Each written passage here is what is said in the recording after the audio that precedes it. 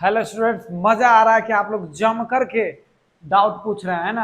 आपका एक और डाउट है जो आपने पूछा है a 1 kg stationary bomb is explode. मतलब एक बॉम्ब है जो 1 kg का है, एक्सप्लोड करता है। एक्सप्लोडेड एक्सप्लोडेड बॉम्ब फट गया है ना।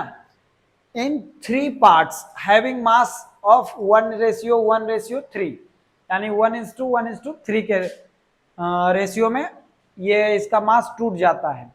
कह रहा है parts having same mass move in perpendicular direction. मतलब इसका जो सेम मास है परपेंडिकुलर डायरेक्शन में, यहाँ है ना 1:1, यानी ये दोनों सेम मास का है। ये परपेंडिकुलर डायरेक्शन में एक दूसरे से परपेंडिकुलर जा रहा है। माने एगो इधर भागा है तो एगो इधर भागा, एगो इधर भागा तो एगो इधर भागा, है ना मेरे दोस्त। चलो ठीक है। और इसका स्पीड दे दिया 30 मीटर पर second. Then the velocity of bigger part, यानी कि इसका पूछा, यही बिगर पार्ट है, बड़ा वाला है।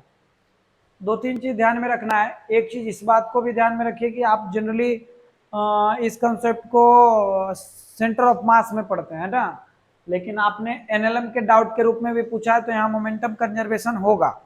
मोमेंटम कंजर्वेशन होगा तो हम लोग मोमेंटम कंजर्वेशन से काम करते हैं।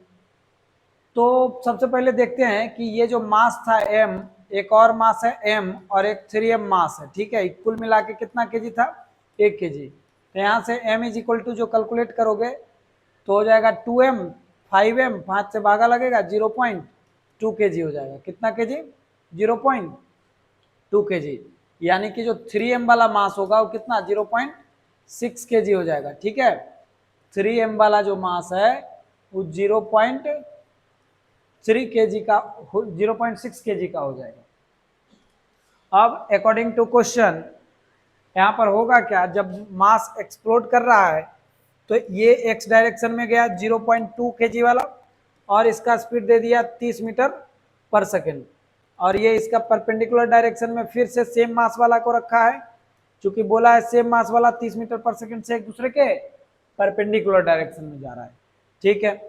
तो तीसरा का डायरेक्शन क्या होगा? तीसरा का डायरेक्शन वही होता है जो इन दोनों का मैग्नीट्यूड के डायरेक्शन होगा, ठीक है। तो इन दोनों का मैग्नीट्यूड का डायरेक्शन इधर जाएगा, तो 3 दूना 6, तो ये हो जाएगा, कट जाएगा तो 6, और इधर भी 6, तो ये हो जाएगा 6√2। क्या हो जाएगा मेरे दोस्त?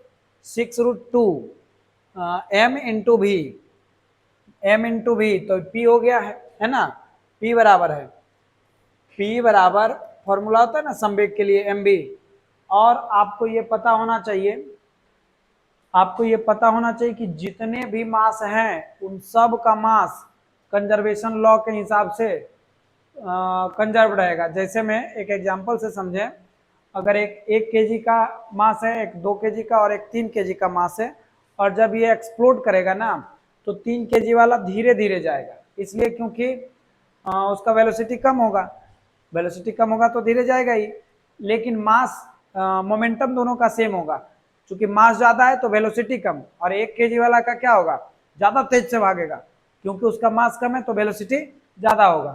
तो आप यहां से देख सकते हैं कि इन दोनों मिलके जो जर्क करेगा उस पे, इस साइड में, इस साइड जर्क करेगा तो इसका हो जाएगा 0.6 kg का ही, और इंटू भी वेग से भागेगा, तो इन दोनों के, इसका मोमेंटम और इसका मोमेंटम क्या होगा? सेम हो जाएगा, ठीक है। तो चलिए इन दोनों का मोमेंटम अगर सेम करते हैं तो यहां से हो जाएगा क्या?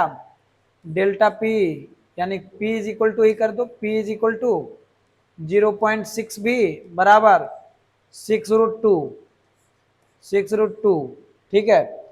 तो v बराबर क्या हो जाएगा आपका? 6√2 बटे 0.6, दशमलव उड़ाइए, 10 आगे ले जाइए, 6 से 6 कैंसिल हो जाएगा, यानी आपका जो आंसर बना 10√2 मीटर पर सेकेंड। 10√2 मीटर पर सेकेंड आपका सही आंसर होना चाहिए, 1 नंबर। सही आंसर कितना नंबर?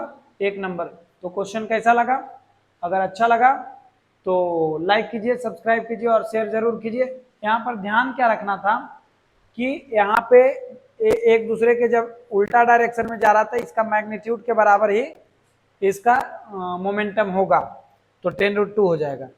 दूसरी बात क्या है ना कि इसका और इसका दोनों का जो कंजर्वेशन था, आपने सुना होगा अभी कि सबका मोमेंटम सेम होता है, तो सबका मोमेंटम एक दूसरे के अपोजिट में सेम होगा। ठीक है, थैंक यू।